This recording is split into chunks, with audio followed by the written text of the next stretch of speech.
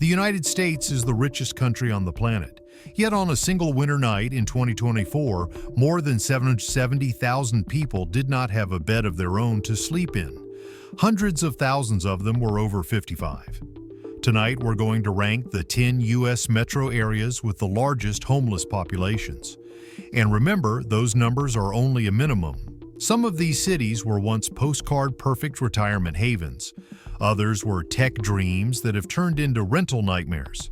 And the city in the #1 spot, with more than 140,000 homeless people, may very well be the place your children or grandchildren now call home. Number 10. Sacramento. If you stand on the steps of the California state capitol at dusk, Sacramento looks exactly like a brochure. The white dome glows, the lawns are trimmed, and the flags ripple just enough to make you feel like the system is still working. But if you walk just a few blocks down the hill toward the American River and the concrete underpasses, the picture changes. There, the lights are not from marble buildings, but from camp stoves and flashlights, and the neighborhood is a line of tents that were never meant to be permanent homes. On paper, Sacramento City and County counted roughly 6,600 people experiencing homelessness in the 2024 point-in-time survey, a number that has climbed sharply over the past decade. In reality, anyone who lives here knows the figure is only the visible surface. Some people sleep in cars tucked behind strip malls. Some rotate between motel rooms, shelters, and friends' couches. Some sit on the same park bench every day, trying not to look like they belong there. Now picture one couple among them. They're in their late 60s. He put in 35 years at a warehouse on the edge of town. She worked part-time at a clinic and raised 3 kids. Between his pension and their Social Security, they used to feel not rich, but solid. Their one-bedroom apartment near a bus line was modest and familiar. Then the rent went up, not once, but every year. $50 here, $100 there. The annual cost of living increase in their benefits never quite caught up. At first, they cut little things, dinners out, then cable, then the landline. They learned which food pantry had the shortest line. They put off the dental work, the eye exam, the replacement for the old inhaler. In a city that writes laws about housing and welfare, their lives quietly shrank to the rent envelope and the pharmacy receipt. One unexpected bill, a car repair, a medical copay, a broken fridge, and the next step isn't a cheaper neighborhood. It's the back seat of their aging sedan, parked 2 blocks from the river, trying not to get noticed. That is the cruel symmetry of Sacramento. On the Hill, lawmakers debate zoning, vouchers, and affordable housing targets. Down the hill, within walking distance, are the people living with the consequences when targets are missed.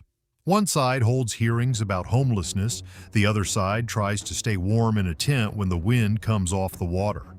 If even the capital of one of America's richest states can't solve the gap between a fixed income and a rising rent, what hope do the glittering tech cities down the road really have? If this is what it looks like under the Capitol Dome, what does it look like under the shadow of the Golden Gate? Number 9. San Francisco. From a distance, San Francisco still looks like a postcard someone forgot to take down from the fridge.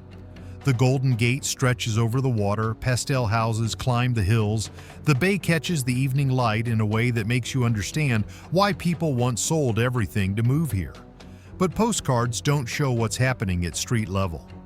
On a cold night in January 2024, the city counted about 8,323 people experiencing homelessness. That was a 7% increase from 2022, and more than half of them were sleeping outside, in tents on the sidewalks, under freeway ramps, in doorways, along the Tenderloin.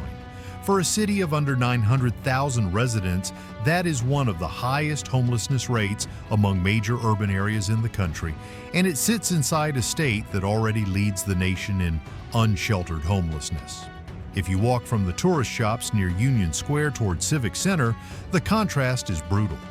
One block feels like a luxury mall, the next looks and smells like a field hospital that ran out of medicine. A line of people sit against the wall, heads down, some nodding in and out under the weight of fentanyl. In recent estimates, nearly 37,500 San Franciscans are living with serious drug addiction and high overdose risk, far more than the city's entire homeless population. Addiction and homelessness are not the same thing, but here they cross paths on almost every corner. For someone over 60, the shock cuts deeper. Maybe you remember visiting decades ago when cable cars and seafood were the main stories you took home. Maybe you once thought, if I ever retire somewhere beautiful, this might be the place. Now you turn on a video and see tents along Market Street, open-air drug scenes, and older men and women trying to push shopping carts up hills that are hard to climb even when you're young and healthy. You can't help wondering, if my grandchild went to school here, how would they walk home through this? The strange part is, San Francisco actually has more shelter beds and permanent supportive housing per person than most big American cities. The city has poured hundreds of millions into hotels turned into housing, navigation centers, treatment programs, and yet there are still roughly twice as many people on the streets as there are shelter spaces. Every time the city opens more beds, the line to get inside is already longer than the number of mattresses. So the question for an older viewer isn't just, why don't they fix this? It's, if a rich, world-famous city like San Francisco can't keep 8,000 people off the sidewalks, what happens in the places with less money and less patience? And when San Francisco becomes too expensive, too chaotic, or simply too exhausting, people start crossing that orange bridge to the other side of the bay, and that's where the next city on our list begins to crack. Number 8. Oakland. If San Francisco is the glossy postcard, Oakland is what happens on the other side of the bay when the ink starts to run. You don't have to go far from the skyline to see it. Turn off the freeway near West Oakland or along International Boulevard, and the neighborhood suddenly changes. On one side of the street, a line of brand new apartment buildings with floor-to-ceiling windows and million-dollar listings. On the other side, an entire block of RVs and trailers parked wheel to wheel with tarps strung between them like makeshift porches. In the 2024 point-in-time count, the Oakland-Berkeley-Alameda County area reported roughly 9,150 people experiencing homelessness. Most of them weren't in shelters at all, but in vehicles, tents, or makeshift structures tucked into the margins of the city. Under overpasses, tents are packed as tightly as cars in a rush-hour traffic jam. Behind warehouses, you find rows of camp chairs, portable grills, and people trying to build a normal day out of anything they can carry. Part of the story is simple geography. For years, when San Francisco became too expensive or too crowded, people who still wanted to stay in the Bay Area crossed the bridge looking for something cheaper. Investors followed.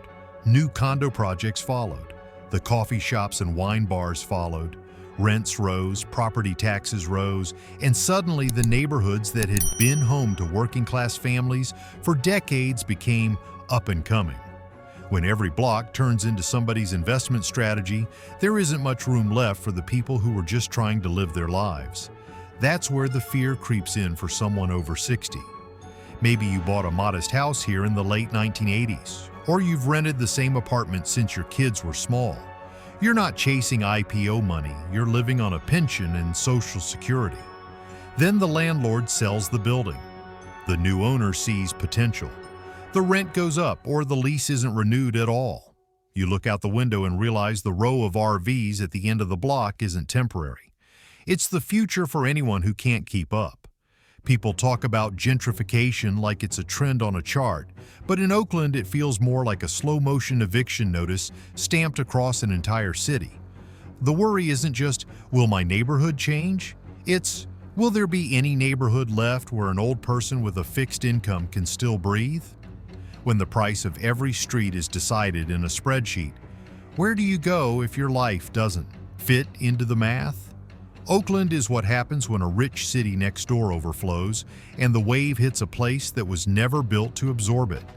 And if you think this is bad in a mild coastal climate, where at least the nights are rarely below freezing, wait until you see what happens when thousands of people are pushed into the open air in the middle of a desert summer. Number 7. Phoenix. If Oakland feels like a slow squeeze, Phoenix feels like an open oven door. There's a reason they call this place the Valley of the Sun. In the peak of summer, thermometers stop being helpful. The official number says 110 degrees, 112 degrees, 115 degrees. But on the sidewalk, on the bare concrete where people actually sleep, the heat climbs far beyond what any weather app will admit. In the 2024 point-in-time count, the Phoenix Mesa, Maricopa County area reported roughly 9,400 people experiencing homelessness. More than 4,000 of them were living completely unsheltered, in tents on bare pavement or in vehicles that turn into metal ovens by mid-afternoon. For years, the center of that crisis had a nickname everyone in the city knew: the Zone. It was one of the largest encampments in the country, a sprawl of tents and makeshift structures west of downtown. Then came the court orders, the sweeps, the promise to shut it down. The Zone was cleared, the tents left that block, but the people didn't vanish. They scattered into side streets, canal banks, empty lots, the same heat, just less visible from a news camera. For someone over 60, the danger here feels different than in the coastal cities. In San Diego or Seattle, sleeping outside means shivering through a damp night. In Phoenix, it can mean simply not waking up. Heat stroke doesn't care if you once had a good job or a solid 401k. It only cares how long your body has been baking on a surface hot enough to melt plastic. A bottle of water and a thin blanket don't stand a chance against a week of 110-degree days, especially if you're already on blood pressure meds or your heart is weaker than it used to be. That's the cruel twist for many older Americans.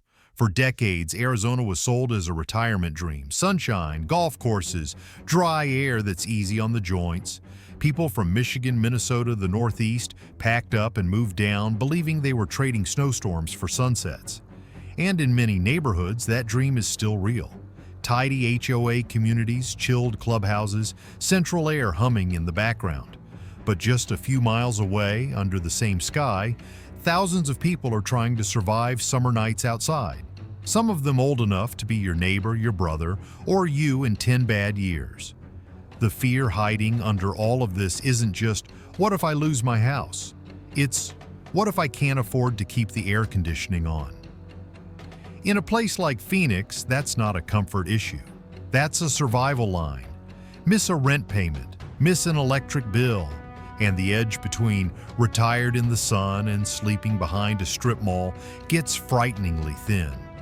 If the desert can turn into a furnace this easily, just by adding poverty to heat, what happens in the cities where winter is the real killer?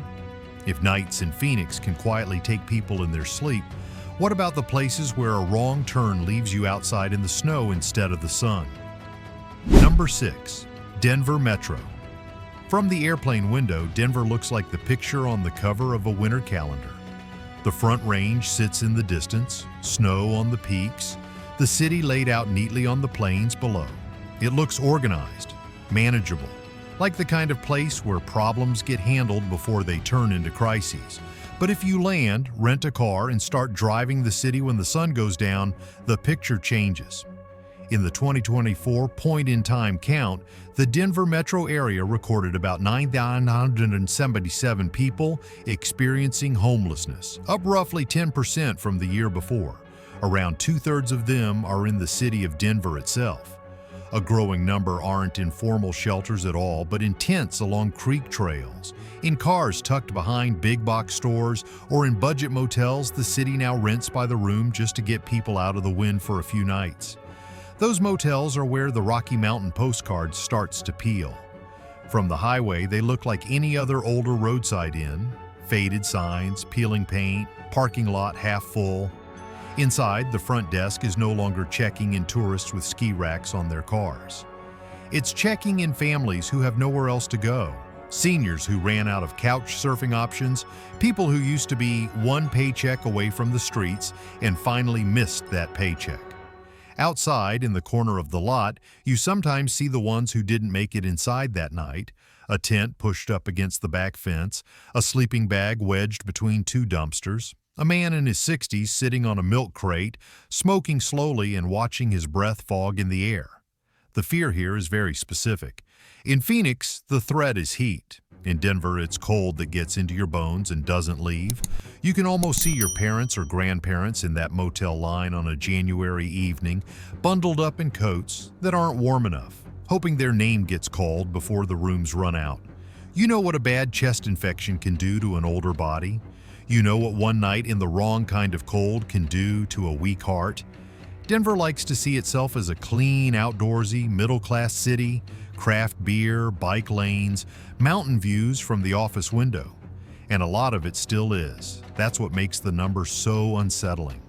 If a place that looks this stable on the surface can still have nearly 10,000 people without a secure bed, if even here a motel hallway can turn into a winter refugee camp, then what does that say about the deeper cracks in the system? And if a normal, respectable city like Denver is already struggling to keep people housed, what happens in the cities where home prices are sky high, tech money dominates everything, and sleeping in your car has quietly become part of the unofficial housing plan? Number 5. San Jose. By day, San Jose looks like the future that America was promised.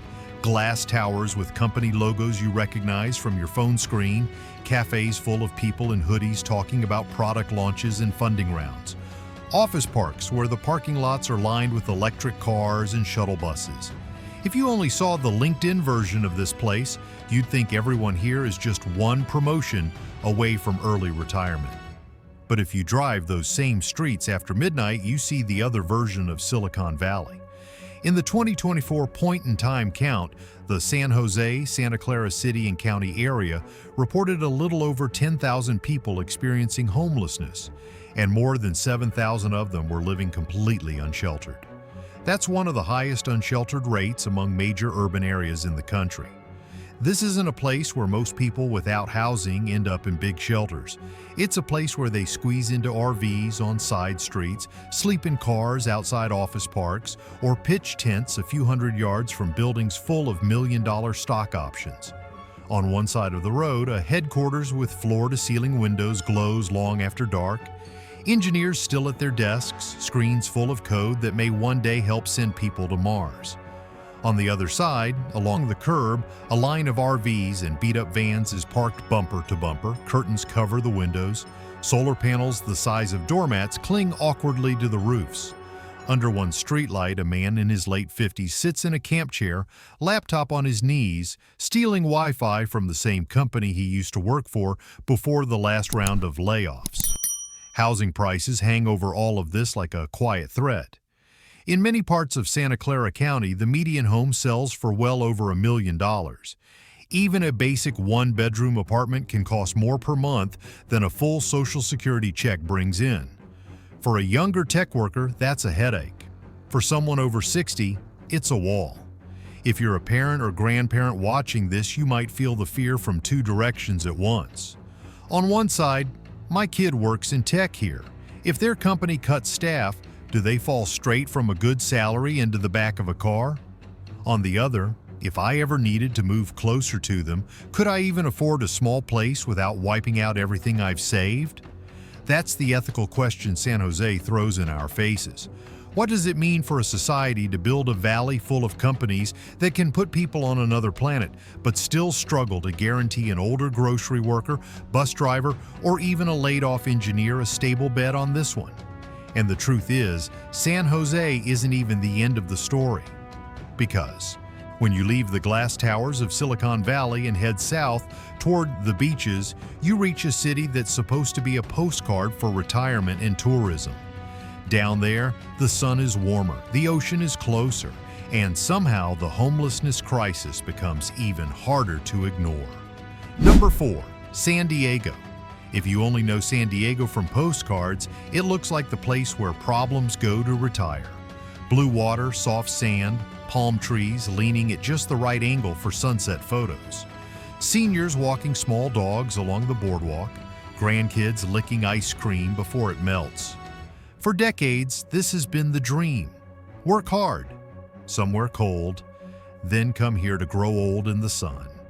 But if you follow that same boardwalk a little farther or drive under the freeway at night instead of along the beach, the frame widens. In the 2024 point-in-time count, the San Diego region recorded about 10,600 people experiencing homelessness, with over 6,000 of them living unsheltered, in tents, in doorways, in sleeping bags under overpasses. A year later, the official number dropped to around 9,900. City leaders celebrated the decline. Yet even that improvement still leaves San Diego with more people homeless than in any year from 2014 to 2023. The tents didn't disappear, they just moved. Walk beneath one of the big freeway interchanges on a cool evening, and you'll see what that means. Here and there, a camping chair, a rolled-up sleeping bag, a bundle of blankets pushed tight against a concrete pillar. Since the city began cracking down on tents along sidewalks and near schools and parks, many encampments have been swept from the most visible spots. But the people have been pushed into canyons, riverbeds, and the shadow spaces under bridges. It's like sweeping sand under a rug at the beach. For a moment, the surface looks cleaner, but everything you've hidden is still there, just out of sight. For someone over 60, San Diego has always been shorthand for safe place to land.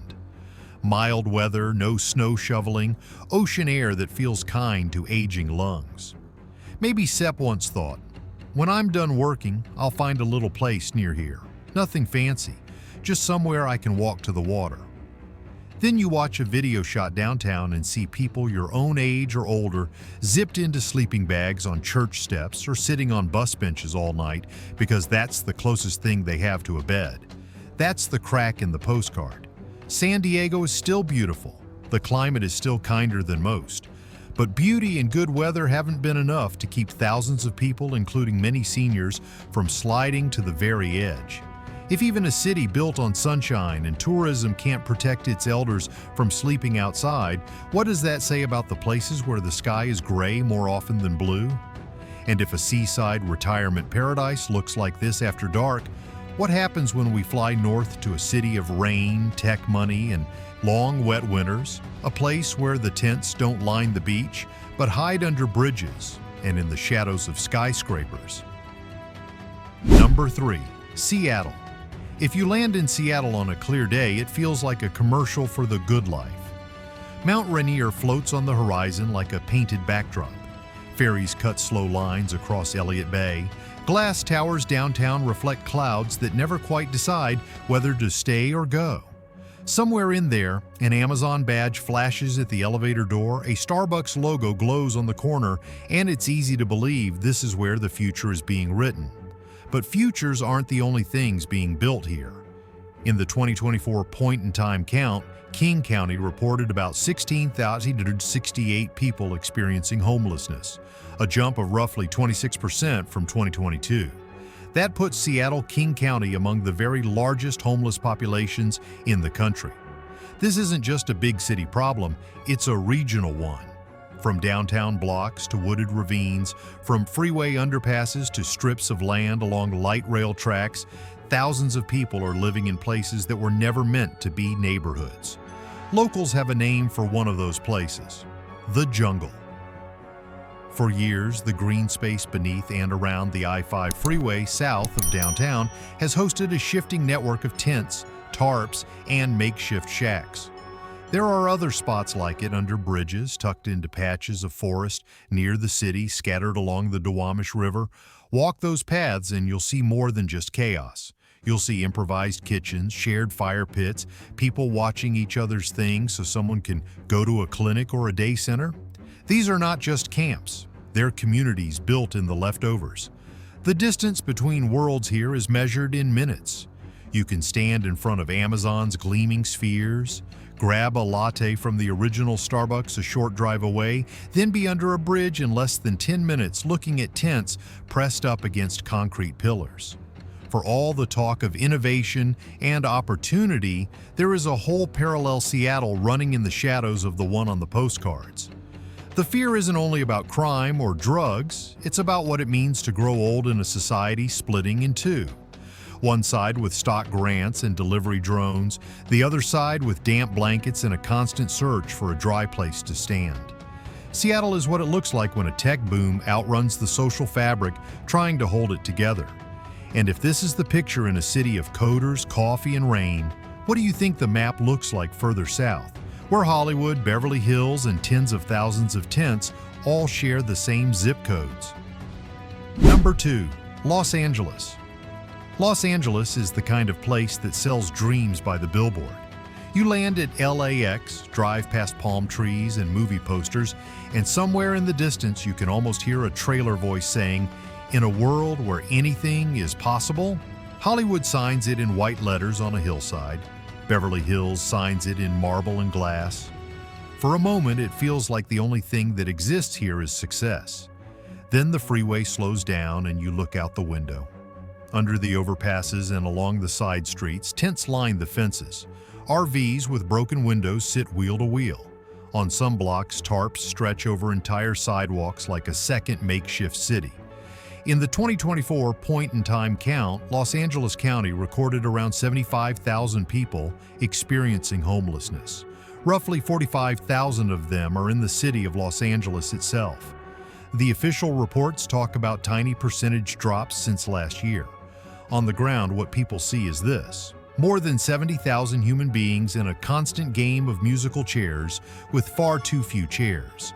City Hall calls one of its flagship responses "Inside Safe."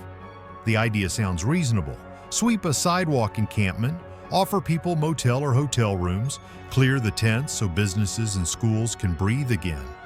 And sometimes, for a while, a stretch of pavement really does look cleaned up. But the motels were never designed to be permanent homes. The supportive housing pipeline moves slower than the rent, and people's lives don't magically reset just because they changed roofs. So the same story plays out over and over. A row of tents disappears from one underpass, only to reappear a few weeks later along a different stretch of road. A vacant lot that was cleared last month now has 5 RVs and a half dozen new tarps. Skid Row, the name the whole country knows, remains a dense, painful symbol that decades of task forces and billion-dollar plans still haven't cracked the core of the problem. For someone over 60, Los Angeles is a strange kind of shock. Maybe you pictured bringing your grandkids here to see the Hollywood Walk of Fame, the Chinese Theater, the beach at Santa Monica. Instead, you find yourself subtly steering them around a man sleeping in a doorway, or telling them not to stare at the woman talking to herself on the bus bench with everything she owns in 2 plastic bags. The nervous question underneath is simple. Is this really what our tax dollars bought? Years of bond measures, sales tax hikes, big promises, and still this. That suspicion is everywhere in conversations about LA. That money meant for ending homelessness leaks into overhead, politics, consultants, anything but a real door with a real key for the people you see on the street. You're not just scared of the tents. You're scared that the system in charge of fixing them is either too broken or too comfortable to change. And yet, even with all of this, Los Angeles is still only number 2. There is one American city where the homeless count isn't just in the tens of thousands, but pushes toward double that. A place where the shelters are full, the subways become bedrooms, and the crisis is no longer something you can walk around the block to avoid. Number 1. New York City. New York has always sold itself as the city that never sleeps. Stand in Times Square at night and it feels true. Screens shouting light in every direction, taxis weaving through traffic, tourists craning their necks to see buildings that seem too tall to be real. Broadway marquees glow, steam rises from subway grates, and for a moment it looks like the beating heart of a country that still believes anything is possible if you just work hard enough. But a city that never sleeps also has a lot of people who have nowhere to sleep. Walk a few blocks away from the lights and you start to see the other lines. Not the ones for theater tickets or famous pizza, but lines of people outside church basements and city-run shelters waiting in the cold for their number to be called. Ride the subway late enough and you'll see riders who aren't going anywhere in particular. They're just circling the system because it's warmer underground than it is on a park bench. In winter, some churches and synagogues quietly open extra rooms at night, turning pews and meeting halls into temporary dormitories. On paper, New York City has something most American cities do not: a legal right to shelter. In theory, if you have nowhere else to go, the city is obligated to give you a bed. That promise has filled shelters with families, elderly New Yorkers, and now tens of thousands of people who've arrived in the last few years seeking asylum. By 2024, the city's homeless count had climbed to around 140,000 people, nearly twice as many as any other major urban region in the country, and well over 90% of them were inside some kind of shelter system. From a distance, that sounds like success. No tents on the scale of Los Angeles, fewer sidewalk encampments than on the West Coast. But inside the system, the seams are ripping. Gymnasiums turned into barracks. Hotel ballrooms filled with rows of cots. Families shuffled from one site to another. Long-time New Yorkers who fell on hard times, sharing space with new arrivals who don't yet speak the language. Everyone technically inside but no one really settled. For someone over 60, New York once symbolized the peak of the American story. Wall Street, Broadway, the Statue of Liberty. Seeing this same city top the list for homelessness feels less like a statistic and more like watching a crack run through the foundation of an empire you grew up believing in. If the richest, densest, most opportunity-packed city in the country can't keep its own people under roofs, what model is left that feels safe for old age? It's easy from far away to label the people in those shelter lines as lazy, irresponsible, addicted. But the numbers tell a quieter truth. Across the United States, more than 100,000 people over 55 are homeless on any given night, and nearly half of them are sleeping in places no human body was designed to endure. Many worked for decades, many raised kids, many simply ran out of time, money, or luck. When you zoom out from these 10 cities, it's tempting to see homelessness as someone else's story. A West Coast problem, a big city problem, a bad choices problem. But the truth running quietly through every place we've just visited is this: the distance between settled and on the edge has never been thinner, especially for people over 60 living on fixed incomes in a world that keeps getting more expensive.